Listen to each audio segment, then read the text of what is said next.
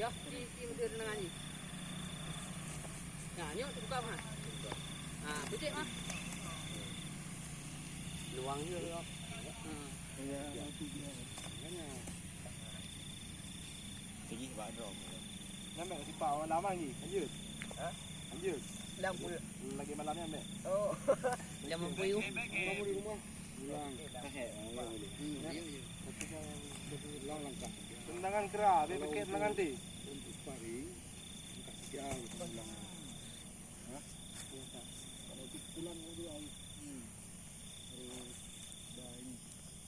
Lagi sama Dip. Usahakan lagi sambu deh.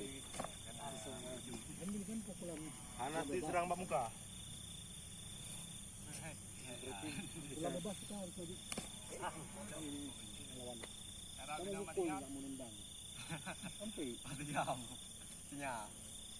kita latihan terus. Gerak pukulan full, tendangan full. Sampai. Jadi gini kan. Sampai. Mereka ada dua yang bebas. Lagi. Bebas ni.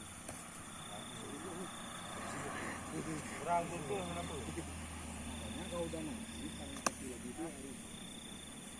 Serius. Nakis lawan lagi atau Pukulan koko. kurang. Ya kan. Tapi kok bisa dalam 3 kali kan bisa menempuh pukulan bebas kan, bisa ramai bukan orang. Salah. Zaman dah 3 berarti kan. Maka paling bisa. Nah, mau. Walaupun Bisa Dip. tak depan gini kan. Bisa lintang gimana? Baik dua serang. Bisa. Serang lagi. Yang ada buka je yang ngana wadah serangan, balas serang. Lanjut you. Baik dah. Ataupun lawan memukul duluan. Betul. Lawan memukul.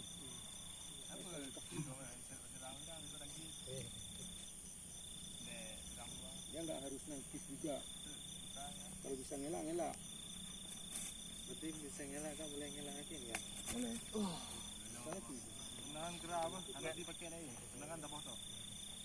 Tendang keras. Yo gitu loh. Tendang keras.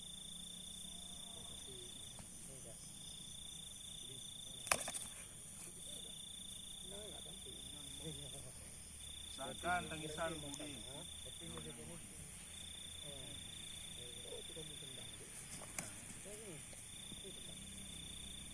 Serang Encik Bran.